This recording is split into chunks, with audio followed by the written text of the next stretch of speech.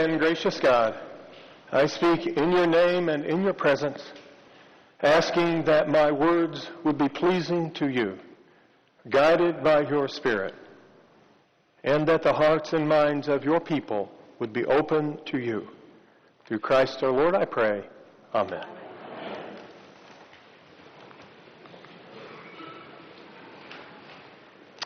Welcome. Welcome, welcome, welcome. You say, wait a minute. Last week was Welcome Sunday. Well, so is this week. We decided that we needed 2 Sundays to be Welcome Sunday to help us engage all that we're about in the mission and ministry of St. Barnabas. So this morning is Welcome Sunday Part 2, and again we're wearing red vestments. And let me just take a pause to say to the 1021 worshipers, so good to have you with us there in the Lincoln Hall, and we're grateful to be worshiping together. So, Welcome Sunday Part 2. This is the time we regather from our summer travels and vacations and and I hope you've had a great time. And I hope, like many of us, we're all excited to come back and re-engage our mission and our ministry at St. Barnabas. And it is a rich mission indeed. I want to start with reminding us that our mission is actually very, very clear. And it's not complicated. Our mission is to bring people to Jesus. Our mission is to connect people to Jesus. If you like, our mission is to help people awaken to the presence of the Holy Spirit in us and all around us. Our mission is to help people awaken to the boundless presence in us and all around us. Our mission is to welcome people to the Holy Trinity, Father, Son, and Holy Spirit. So there's lots of ways to say it, but essentially, it's just different ways of saying the same thing. In Jimmy's preferred manner is, we're bringing people to Jesus. And there's a particular way we do that in 20 centuries after Jesus. And this time in this place. What's the particularity of that look like? And that's what gets defined in the mission and ministry of St. Barnabas and the vision of St. Barnabas. Now, vision's slightly more complicated than mission, but it's not hard. I like to think of vision as the preferred future. The future is coming, at least we hope it is. Yes, you hope to wake up tomorrow, yes? Thank you very much. The future is coming. What would we like it to be? That's vision. What's our preferred future? And a good friend of mine once said, the course of least resistance makes rivers and people crooked. I love that. Which is to say, I could just do nothing and take the course of least resistance, or I could be intentional about the future that I desire. Now, for sure, I can't control it. There's all kinds of things I can't control, but I can live into my future. There's a wonderful Chinese proverb. If you plan for a year, sow rice. If you plan for 10 years, plant trees. If you plan for a lifetime, educate people. Now, in the church, we would just tweak that ever so slightly and say, if you plan for a lifetime, make disciples. Form disciples of Jesus. And that's our mission.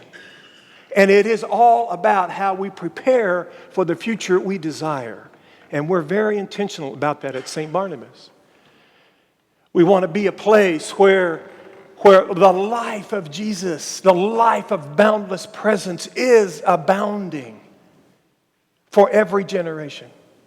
We want to be the place where come among us and you experience life. And I've had lots of people tell me that. And people say, it's that kind of intangible. The liturgy is good, the music is good, we enjoy the preaching, but it's not about that. There's something else happening here when I come here. There's life here. And it invites people to become followers of Jesus. At the heart of that mission and that vision, this is ever so important. It's not about St. Barnabas. Our mission is to connect people to Jesus. All that we are in our life together is to fulfill that mission, to bring people to Jesus and to join Jesus in Jesus' mission of announcing the good news of God. I loved what he says in our passage. Whoever receives one of the least of these, and he's got a child in the midst of him. Whoever receives one of the least of these receives me, and whoever receives me receives the one who sent me. That's why we exist. That's our mission. And our vision is of a church, a dynamic, thriving church where life, the life of Jesus, is abundant and people are experiencing it. So, interestingly, if you noticed, this last week's text was Jesus announces his passion. Peter objects, and Jesus said, all that would come after me must deny themselves, take up their cross, and follow me. Whoever seeks to save their life will lose it. Whoever loses their life for my sake and for the good news of God will find it. You remember that last week? This week we have the same text. It's just slightly different. That's because they knew we were using both of these texts for our 2 Welcome Sundays.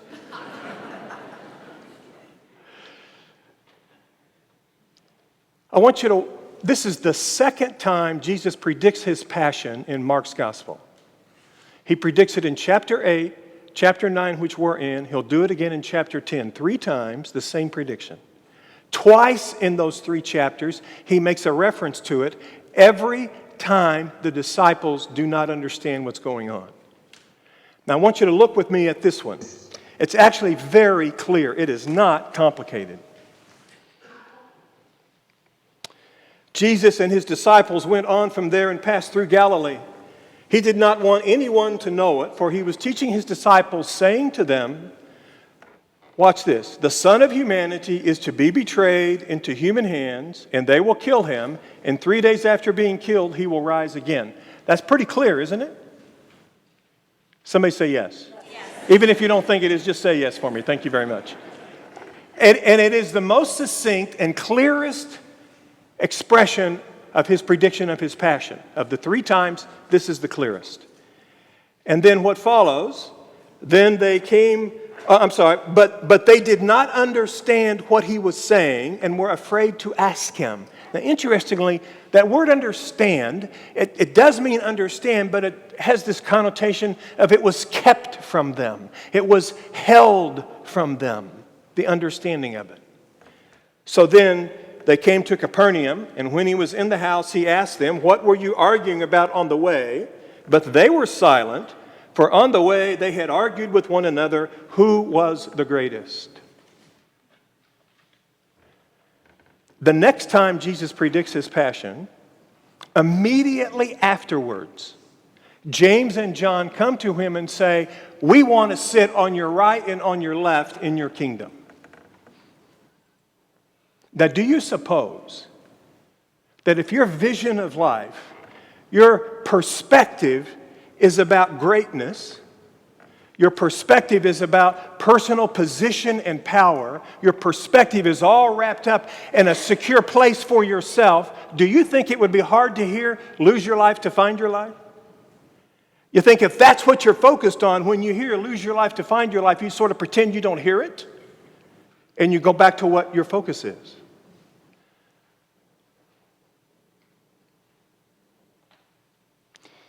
Then Jesus brings a little child into the midst of them. And he says to them,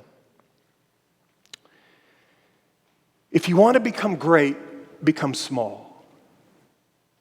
And whoever receives one of the least of these, in my name receives me. And whoever receives me receives the one who sent me. And suddenly, it's just this immensely challenging. Immensely challenging. My life is not about me. My life is about the good news of God. That's what Jesus invites me to. And one of the ways to do that is to focus on the least of these. It changes everything, doesn't it? And by the way, invites us to become the least of these and let it be all about God, not about me. And the pew racks in front of you should be this little card that says 5 ways I can help. There's one there for everyone. I want you to get one, please. I want you to claim it as yours. There's probably a pen in there somewhere. You can write your name on it if you want to. Or just tear the corner off. So this is yours. I want you to take it home with you. Now, we distributed these last week in the forum we did. And they're all about how I help the mission and ministry of St. Barnabas. I want to remind you, the mission and ministry of St. Barnabas is all about the mission of Jesus. It is not about us. It's about Jesus' mission. People say to me all the time, I mean, really, all the time. There's hardly a month that goes by that at least one, if not several people, haven't said to me, Jim, how can I help? Show me how I can help. Or, perhaps not quite as frequently, but still often, people will say to me, help me understand how I can follow Jesus. Help me understand how I can say yes to Jesus. There's a translation between first century Jesus and 21st century Jesus. Jim, help me understand how I do that. And so this card is one excellent way of thinking about that. And I want to walk us through this card.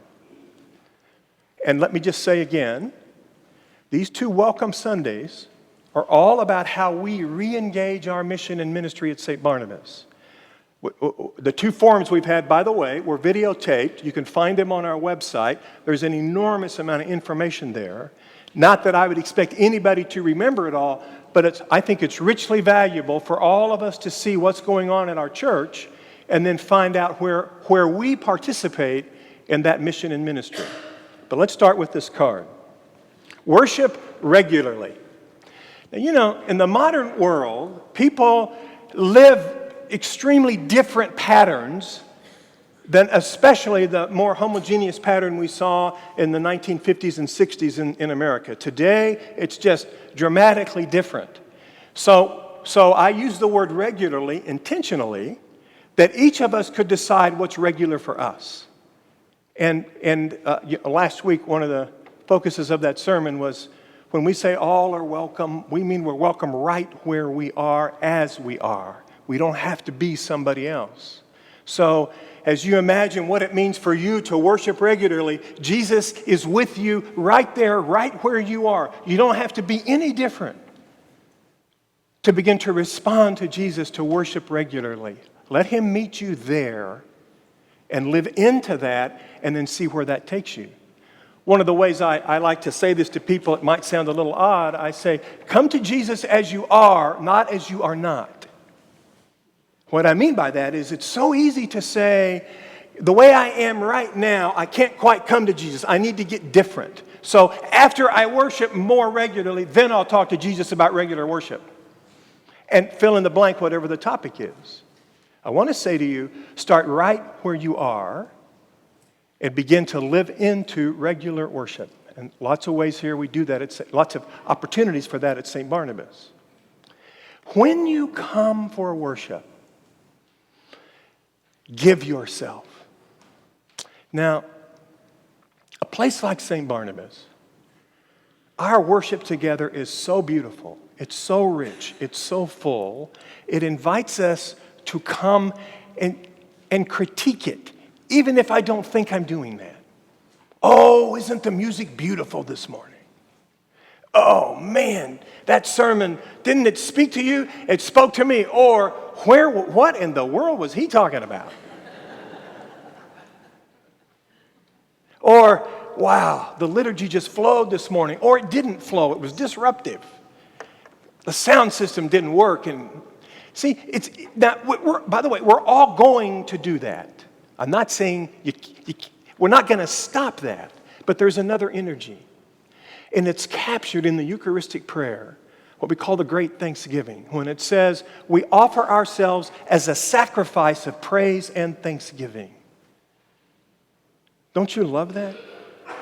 When I was first studying the Eucharistic prayer and I came to that phrase, we offer ourselves as a sacrifice of praise and thanksgiving, I thought to myself, why is praise and thanksgiving a sacrifice? And as I pondered it, I realized that it has nothing to do with me. It is not about how I feel. It is not about what's going on in my life. It is about offering myself to God to praise and give thanks for God. Give thanks to God. And I realized as I do that, it sets me free. That this whole energy of the disciples worrying about the greatest, come worship regularly, offering yourself as a sacrifice and of praise and thanksgiving, it will transform you. You notice how our Eucharist starts? Blessed be God, not blessed be Jimmy. And not with all these prayers and all these worries about me. Worship starts with inviting me out of myself, inviting me into being all about God. One of the things I love about our 10:15 service is we come in with typically a dynamic, energetic processional anthem, and we're following the cross, and we just process in together, and all the energy of that, it pulls me out of myself. And that processional hymn is usually full of praise and thanksgiving for who God is. By the way, did you notice this morning the last line of the processional anthem? Lest we forget our Savior's praise, the stones themselves would sing. Don't you love it? We're participating in the praise of the creation of our God. That will transform us if we come that way. Secondly, grow your faith. Grow your faith, hope, and love. Now, earlier when I said the Chinese proverb, rice, trees, and educating people, and I, for us, we rephrase that to form Christians or form disciples of Jesus. St. Barnabas, we call it faith formation. And we have all kinds of ways at St. Barnabas for you to be helped in drawing near to Jesus. For you to be helped in saying your prayers. For you to be helped in being present to yourself. I like to call it being present to the true truth of me. So let's just say one morning I wake up and I'm getting ready for church and I can't get to the place of a sacrifice of praise and thanksgiving. Let's say the truth of my heart, I'm not there. But I come pretending I am there. You ever done that? By the way, sometimes it's great to fake it till you make it. Yeah, that's good too. At some point, I need to stop and be present to myself and say, Jesus, the truth of me is I'm all hung up about this, that, or the other thing. And at St. Barnabas, we have a host of ways to support one another in that relationship, in that growing in our faith in Jesus, our hope in Jesus' mission for the world, and our love for Jesus and for his mission. Now, there's an interesting thing about this.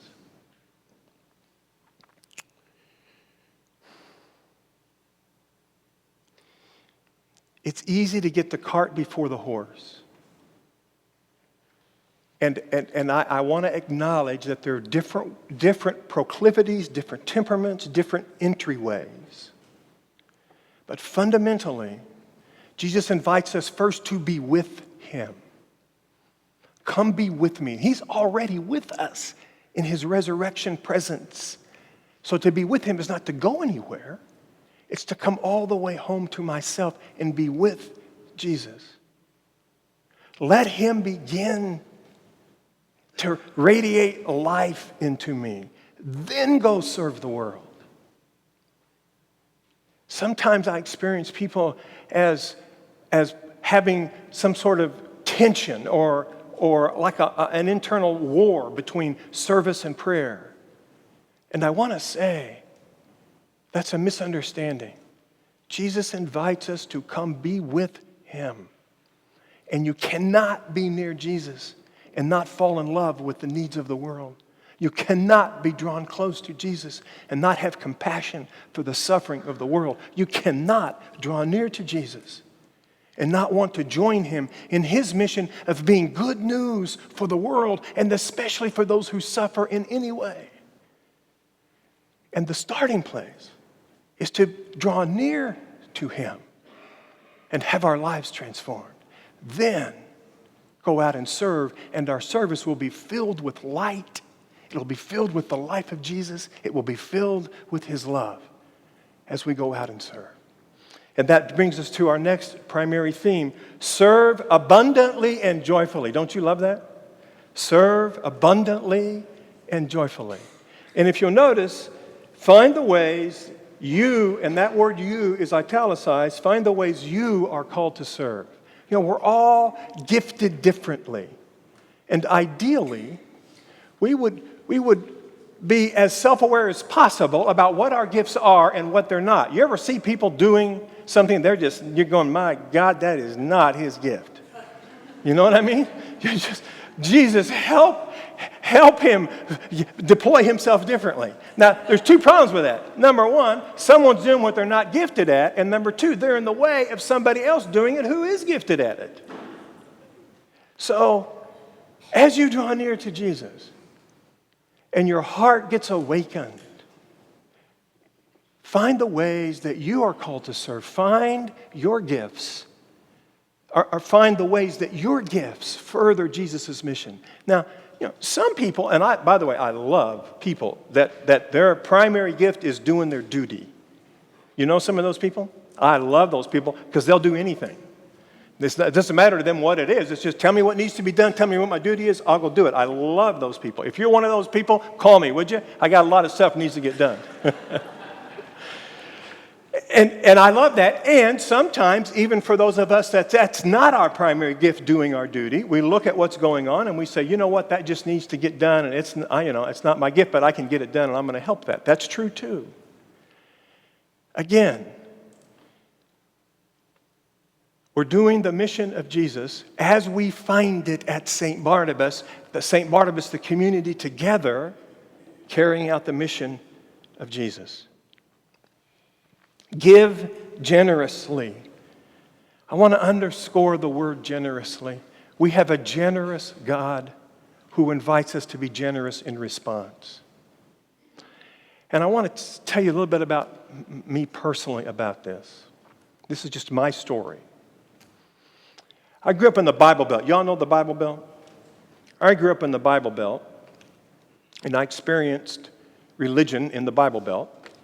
And then Jesus grabbed a hold of me when I was 19 years old. And shortly after that, I moved to Tulsa, Oklahoma. If there is a buckle of the Bible Belt, it's Tulsa. And there's all these big name ministries homed in Tulsa, Oklahoma. That was their grounding place. And a lot of them entered into the whole industry of televangelism. Y'all know about that? Televangelists, right? And something happened to me. I watched people for whom I had respect. I watched them start talking about money, and I lost all respect for that. Actually, it embarrassed me. I felt ashamed and embarrassed that I was a follower of Jesus and that people that I respected, also followers of Jesus, talked this way about money. Now, I sort of knew that, and out of that developed my own way of talking about money, and later I became an Episcopal priest, and then eventually I became the rector of St. Barnabas, and I brought all of that with me as the rector of St. Barnabas. And I was really reluctant to talk a lot about money. And by the way, I had a value that we need to talk about it, and talk about it as much as we talk about any other part of our life, but whenever it came up, I was just reluctant to do it. And sometimes that was about the ways people wanted to, but more than that, I was just embarrassed and actually ashamed. So, as you've heard me say last week, and we've said in the forums, and as we engage this mission and ministry that Jesus has given us to do, we need to grow in our generosity. There's a genuine need for that for our life together at St. Barnabas.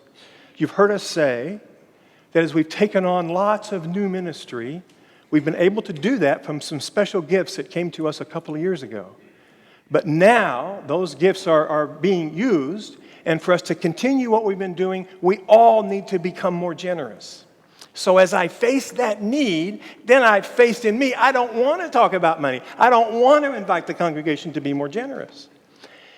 And in the process of that, we talked to a few consultants, and one of them said to me, Jim, it's not just about you. You're harming your church. You're depriving the members of your church. Jim, your job as rector and pastor is to invite your parishioners into full discipleship. You're willing to do that about prayer and about worship and about growing their faith and about serving. You're not willing to do that about their financial generosity, and you're depriving them. Now that's the truth of me. And so, right here, right now, for us to carry on the work Jesus has given us to do, and by the way, this is so important, it's not just that we carry on the mission and ministry of St. Barnabas, really at the heart of that is that I give Jesus my whole self, including my money. I don't hold that back. I don't let my money possess me. But even as I'm faithful in all other areas of my life and saying yes to Jesus, so I'm also faithful in my financial discipleship. In a few weeks, we'll be beginning our pledge campaign in which we make a financial pledge to St. Barnabas for the year 2016. I would invite all of us to consider how we are being disciples of our finances even right now. There's another fourth of 2015 available to us. And I would encourage you to think about how your pledge reflects your financial discipleship. And maybe you would want to grow your pledge, increase your pledge. If you're a member of St. Barnabas and not a pledging member, maybe you want to rethink that and see how you can say yes to Jesus in your finances by participating in the mission and the ministry of St. Barnabas, but participating more financially. Then finally, invite people to church. Now, we started being intentional about the conversation of inviting about 9 months ago. And by the way, I thought that was hard till I needed to talk about money.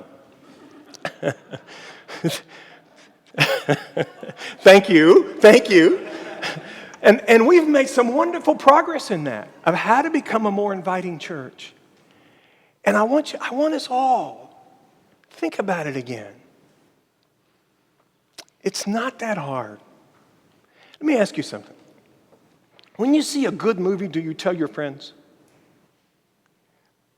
Somebody shake your head or do something. Yeah, okay, thank you very much. When you go to a really good restaurant, as you're sitting there enjoying it, do you think, I can't wait to tell so-and-so about this? Yes? Isn't that true? If you go to the symphony and you have a great experience, and then you're talking with your pals and they say, what'd you do? You say, oh, wow, we heard the Philharmonic. It was beautiful. We can say that about our church.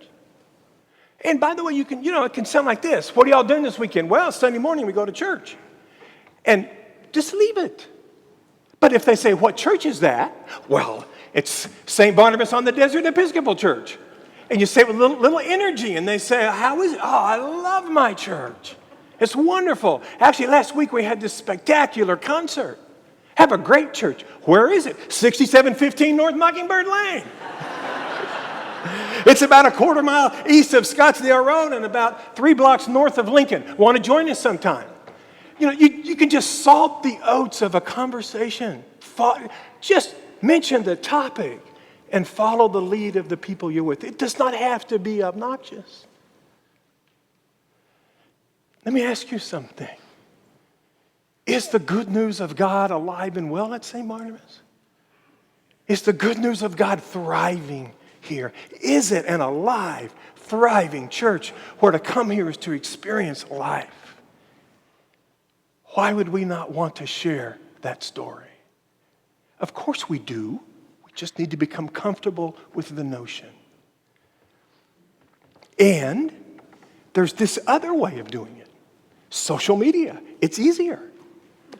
You can just share it on your Facebook page. Come to our Facebook page and you see something going on at St. Barnabas that you know about, hit the share button. It's not hard. Come to our website and see what's going on. There's our Facebook page and then there's our website. See what's going on. And you can invite people to that as well. www.stbarnabas.org. Look at this beautiful website that we have and all that's going on. At the heart of all of this that I'm saying is we have acknowledged that there's an abundant goodness here. We have seen that in the last 5 years together in various ways. We've evaluated our life and we've thought about what our future is, and we did this thing called a season of discernment. And we've looked at it and we've said, there is an enormous amount of goodness here. There really is boundless presence alive and well, and we need to share that with the world. And we need to support what it takes to share that with the world. I want to invite you. These are great. These are 5 ways to say yes to Jesus. 5 ways to join Jesus in the mission of the good news of God in our world. I want to invite you, say your prayers. Self-reflect and ask Jesus to help you find how you engage these 5 ways. Amen.